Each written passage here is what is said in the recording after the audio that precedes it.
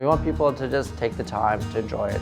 You know, we're not here to flip tables, we're here to ensure that your experience is as fulfilled as possible. Take a look through the market, come 10 minutes early, walk through the gardens, find a strawberry, eat it. Get the first taste of what's to come. My name is Michael Brownlee and I'm the chef and owner of Mabel Farm Kitchen Marketplace. We are located 2 kilometers east of Nipawin, Saskatchewan. It's definitely a farming area, lots of agriculture. It's known to be an area where the fishing is really great. We're very close to Tobin Lake. It's a small town destination. We were doing something quite unique for the area. We tried to touch on global cuisine inspiration, so we tried to tie in Saskatchewan ingredients as best we can, whether we're growing them or from local farmers around.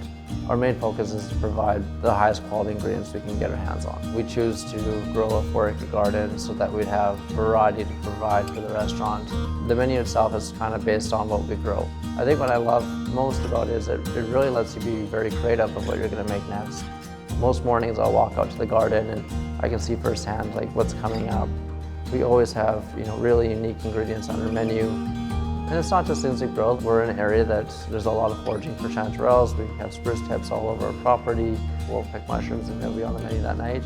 We also utilize a lot of local producers, any kind of livestock, some very high quality beef and bison especially. We do have a stop-in marketplace. You can buy anything from fresh produce. We also do lots of canning, preserving, jams, jellies, relishes, pickles. We also do a large freezer section where we do maybe pierogies and cowdrels. Things that people can just stop by quickly, pick up and take along with them. And you'll eat like you're eating in the city, but you'll have beautiful views of the gardens and surrounding areas. I just honestly want people to come and enjoy, take in kind of the small town charm. There's nothing else like it.